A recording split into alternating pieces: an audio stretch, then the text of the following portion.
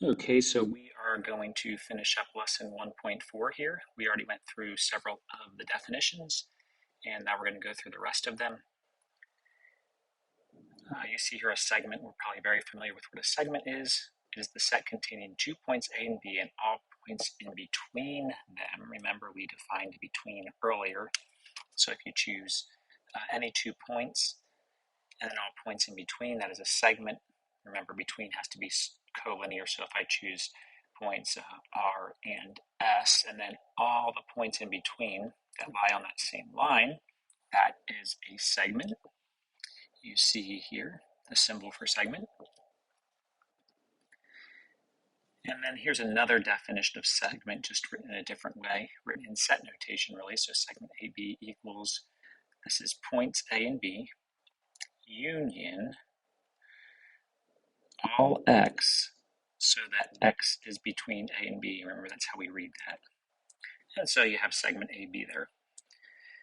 A vector is a directed line segment. Here's the symbol. Now this got a little blurry, so the symbol actually looks like kind of a half arrow. You don't put the other part on, it's just a half arrow. And so we do have a lot of symbols that look very close. We have line AB, we have half line AB with the open circle, we have ray AB, we have segment AB, and we have vector AB. Now vector AB will not be used in geometry, so we don't have to worry about that. We actually will have just an AB next to each other soon, and that's another notation. So see how it is very important to have the right notation and know what those things mean. We have a few examples here.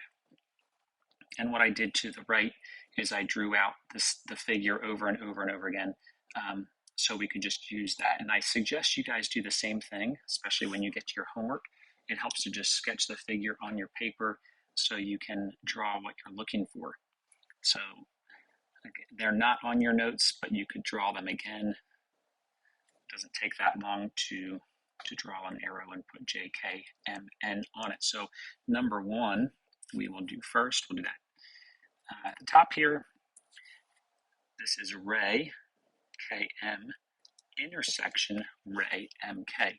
My suggestion is to go ahead and draw those two rays on your diagram. So ray KM starts at K and goes toward M. So ray KM. And then I'm going to do ray MK. So ray MK starts here and goes this direction. And I'm putting it just above there, but I don't want to color over my red line completely. This one you may have been able to figure out without sketching on here, but we are looking for the intersection, and the intersection is where they overlap. So let's go yellow here and see they overlap from K to M, and K and M are both included. So our answer to this is segment KM. You also could write segment MK because they mean the same thing. Next one, number 2, we want point J, and then we want half line JM. Oops, wrong spot. J, and we want to go toward M, so half line JM. And this one is looking for union. So union means you want anything that shows up. So putting the yellow and orange together, you realize you have that entire ray. So our answer here is ray JK. You could also write this as ray JM or ray JN.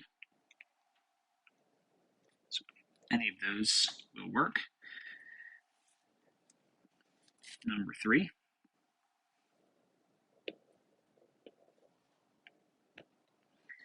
We have half line MK. So half line MK. So start at M and then go toward K, which is this way. And then, so that was half line MK, and then we want ray JK, ray AJK, so that includes J and goes towards K. This was an open circle on M. And we want union. Well, union is anything that shows up in either set. Well, JM obviously covers this direction, and MJ covers that direction, JK covers this direction. Actually, that whole number line is covered, not number line, but whole line is covered. So we just want that entire line. There's actually a lot of ways to name this line. We can put line JN, that's the entire line, or really any combination of any two letters you have on there would work. So line KN, or line MK, or line NM. So lots of options. That's not all of them. So any 2 points, that whole line. And then the last one, number 4. Number 4 has MK, half line MK, and then half line MN. So, and this is looking for the intersection, or looking for where they intersect. Well, these are both open circles, so they don't intersect at all. So this answer is actually the empty set. It is not point M, because point M is not part of either one of those half lines. All right, moving on to the last page of this, we have several more terms. Half plane. So we talked about a half line, now we have a half plane. Half plane is a subset of a plane, so a portion of a plane consisting of all points on a given side of a given line in the plane. If points P and Q are on the same half plane, then so is the line connecting them.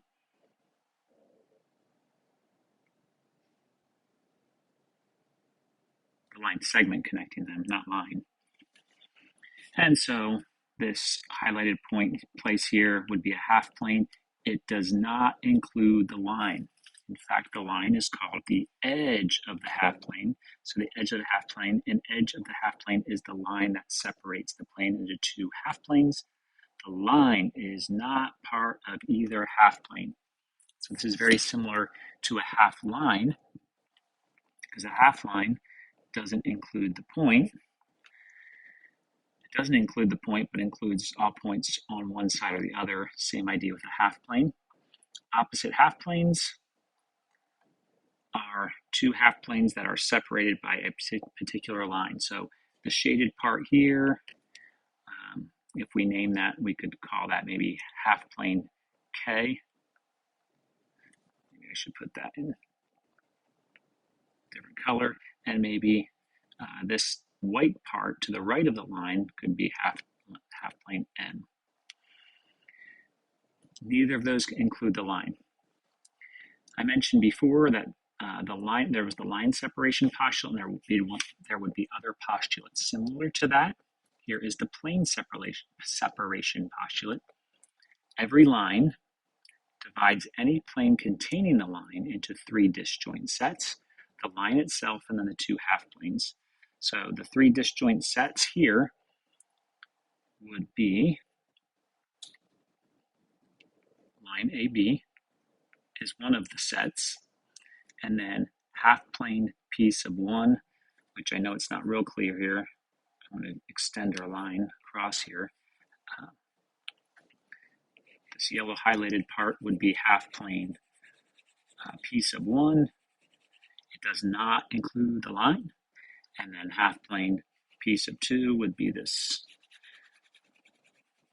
teal or bluish green here. So piece of one and piece of two are the three disjoint sets. So those are things having to do with half planes. They actually, here's an angle. We'll use half planes later on, but an angle, you see an angle is the union of two distinct rays, like they can't be accidentally the same ray or something, with a common endpoint. So you see here you have SR, ray SR, and ray ST form an angle. We call this angle RST. You always list this point second. Now you can name this angle S as long as there's no other angles formed to S. Like if we had another angle coming out this way, we couldn't name it angle S because there's a few angles formed there. So that's only if there's one angle formed at that point. Also, sometimes in the book or on things, they actually might name this angle 2, and so you could say angle 2 if there's a number there. Actually, you also can name this angle TSR. The order that R and T appear don't matter. It's the S that is very, very important. The sides of the angle are the two rays. So in the example above, ray ST is a side and ray SR is a side of the angle. The vertex is the common end point. So the vertex in this case is point S. That's called the vertex. Now the interior and exterior, they are wordy, but we can just, it's actually easier to see a picture of that and know what an interior and exterior are. So the interior of an angle is the intersection of two half planes, each determined by a side of the angle that contains the other side. So if we took this line here and did this half plane, and then took this side here, go to pink and do this half plane, the intersection of those half planes, which is this part, is the interior. But when we think of it, we'd probably just say, well, that's like looks like it's inside of the angle. So the blue is the interior, and then the white part is the exterior. And now, same idea is true. This, you have to be careful. The interior does not include the angle itself, and neither does the exterior. Kind of like a half plane doesn't include the line that separates a plane into two half planes. So interior, exterior, do the exterior out here in this highlighter color. So the blue is the interior, the yellow is the exterior. Last example, use the figure to list all other acceptable names for each angle. All right, I'm going to probably highlight and then erase a few times, but for part A, we want angle YWZ. Y, start here, go to W, and then go to Z. Well, we can switch the order and we can put angle ZWY, because the vertex has to be in the middle, and we can name this angle 2.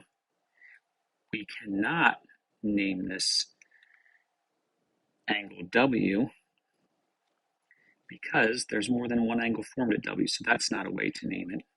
Another one that some people might do is they might say angle WZ. Well, that's not an angle. You need 3 letters to name an angle. All right, angle 1. So let's highlight angle 1 here in this blue. There's angle 1. Well, we can name that. We can use the 3 letters.